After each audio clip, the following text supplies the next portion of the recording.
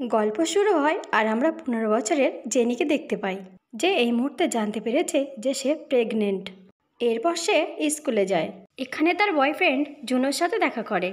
Jenny তাকে জিজ্ঞাসা করে যদি তার হাত পা ভেঙে যায় তবুও কি সে তাকে এইভাবে ভালোবাসবে। এটা শুনে জুনো বলে, হ্যাঁ অবশ্যই, আমি তখনও তোমাকে এতটাই ভালোবাসি। যদি তোমার হাত ভেঙে যায় আমি তোমাকে খাইয়ে দেব, আর যদি তোমার পা ভেঙে যায় আমি তোমাকে সারা জীবন কোলে নিয়ে ঘুরবো। তারপরে জেনি তাকে জিজ্ঞাসা করে, আর আমি যদি প্রেগনেন্ট হয়ে যাই তাহলে? এটা শুনে জুনো একটু ঘাবড়ে যায় আর বলে, তুমি প্রেগনেন্ট কিভাবে হতে পারো? জেনি বলে, এটা কেমন প্রশ্ন, যেভাবে সবাই হয় আমিও সেভাবে হয়েছি, আর আমি প্রেগনেন্ট। এটা শুনে জুনো তাকে কিছুই বলে না আর চুপচাপ দাঁড়িয়ে থাকে। জেনি বলে, তুমি কেন চুপচাপ দাঁড়িয়ে আছো? জুনো বলে, আমি বুঝতে পারছি না যে কি বলবো। জেনি বলে, আমাদের একটা কিছু ডিসাইড করতে হবে।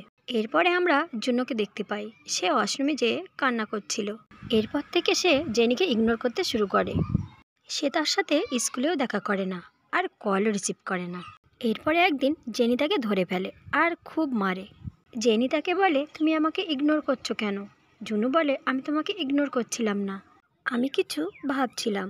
এরপরে জেনি তাকে পাঞ্জা লড়ার কথা বলে আর বলে, যে পাঞ্জা জিতবে সেই ডিসাইড করবে সামনে কি করতে হবে। এখানে জুনো ইচ্ছা করে লড়াইতে হেরে যায়।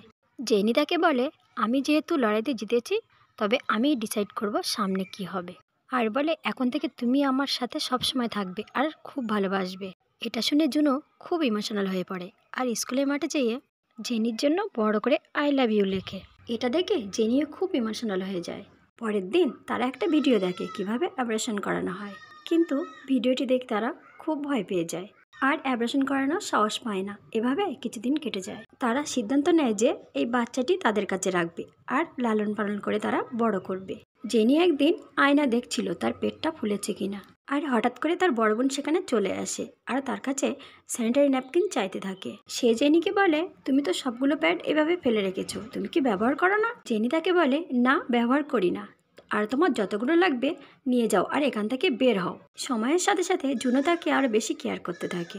সে তাকে নিয়ে ঘোরাফেরা করে আর অনেক খাবার খাওয়ায়, আর সে একটি পার্ট টাইম জবেও জয়েন করে তাদের, যাতে টাকা পয়সার কোনো সমস্যা না হয়। এর সাথে সাথে জুনো বাসা থেকে টাকা ও খাবার চুরি করতে থাকে।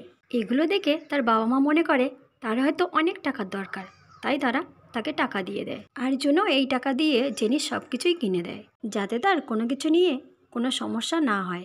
এরপরে আমাদের ফ্ল্যাশব্যাকের সিন দেখানো হয়। এখানে আমরা জুনোকে দেখি, সে নতুন নতুন স্কুলে ভর্তি হয়েছে আর ক্লাসরুমে প্রথম জেনিকে দেখেই সে ভালোবেসে ফেলে। এরপরও জেনিও ধীরে ধীরে তার প্রতি অ্যাট্রাক্ট হতে থাকে। এভাবে তাদের সম্পর্ক শুরু হয়। এদিকে ক্লাসের সব মেয়েরা জেনিকে হিংসা করতে থাকে। তারা ভাবে এই মেয়েটার মধ্যে এমন কি আছে যে জুনো তাকে এত ভালোবাসে। আসলে জুনো ক্লাসের সব থেকে পপুলার ছেলে হয়ে গিয়েছিল। ক্লাসের সব মেয়েরা তার জন্য পাগল হয়ে থাকতো।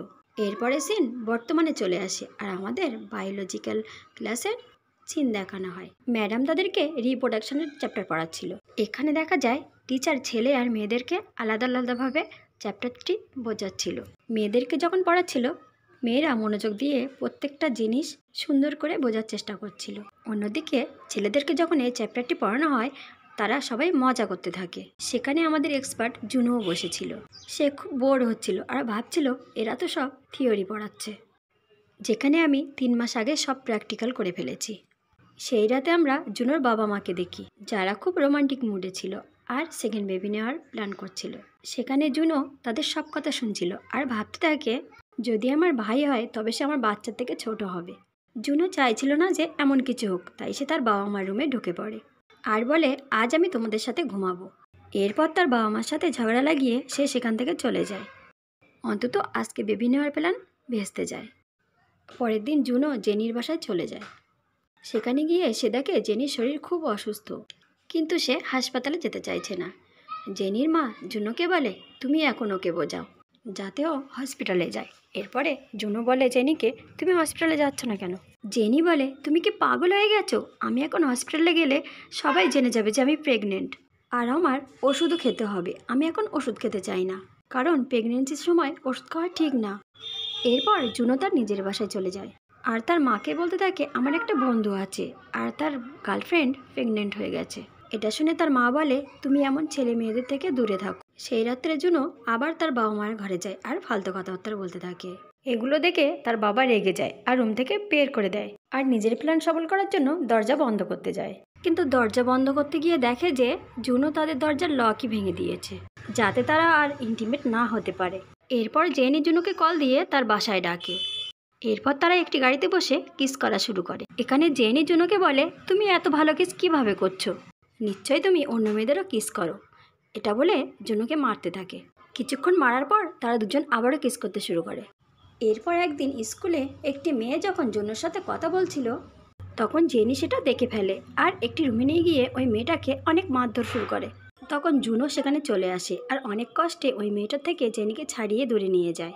সেদিনটাতে আবারও জেনির বড় বোন জেনিকে পেট চেক করতে দেখে নেয়।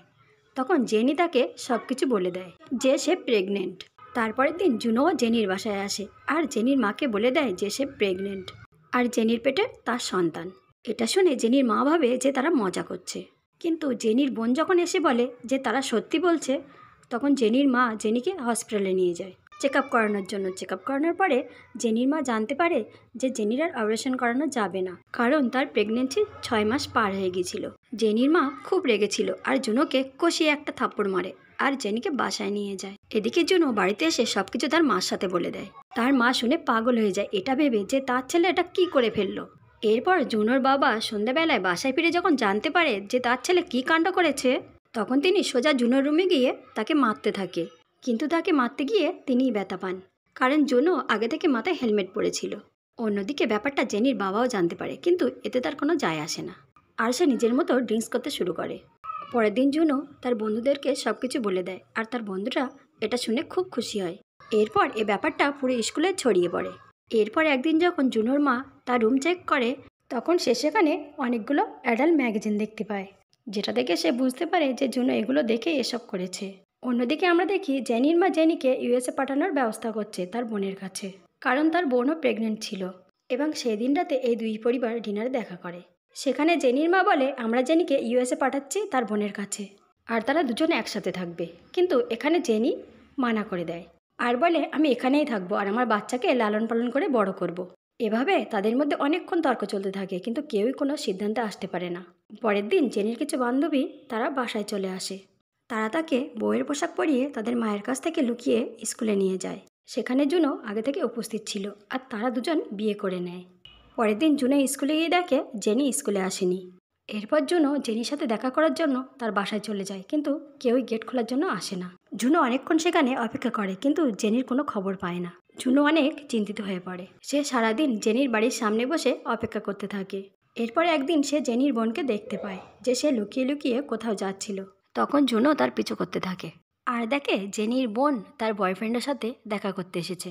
এরপর জুনো জেনির ব্যাপারে জানতে তাকে সারাদিন বিরক্ত করতে থাকে। অবশেষে জেনির বোন তাকে বলে দেয় যে জেনি অন্য শহরে চলে যাচ্ছে। তখনই জুনো একটি ট্যাক্সি নিয়ে সেদিকে যেতে থাকে। রাস্তায় ড্রাইভার প্রস্রাব করার জন্য একটি জায়গায় গাড়ি থামায়। তখনই জুনোর নজর জেনির ওপর পড়ে আর জেনির গাড়ি তাদের গাড়ির পাশ দিয়ে চলে যায়। তখনই জুনো ড্রাইভারকে দ্রুত গাড়ি চালাতে বলে আর বলে ওই ট্যাক্সি করে একটা মেয়েকে কিডন্যাপ করে নিয়ে যাওয়া হচ্ছে। তখন ট্যাক্সি ড্রাইভার তাদের বন্ধুদেরকে কল করে জানিয়ে দেয় আর তারা সবাই মিলে জেনির বাবাকে ধরে ফেলে। তারা তাকে কিডন্যাপার মনে করে মারতে থাকে। তখনই হঠাৎ জেনির শরীরটা খারাপ হয়ে যায়। তখন জেনিকে হসপিটালে নিয়ে যাওয়া হয় আর জেনি একটি কিউট বাচ্চাকে জন্ম দেয়। আর তাদের স্কুলের সব বন্ধুরা তাদের বাচ্চাকে দেখতে সেখানে পৌঁছে যায়। মুভির লাস্ট সিনে আমরা দেখতে পাই জুনো পড়াশোনার জন্য অনেক পরিশ্রম করছে, যাতে সে ভালো ইউনিভার্সিটিতে যেতে পারে আর একটি ভালো জব করতে পারে। আর অন্যদিকে জেনি আর জুনোর বাবা মায়েরা তাদের বাচ্চাকে দেখাশোনা করতে থাকে। আর এখানে এই মুভিটি শেষ হয়ে যায়।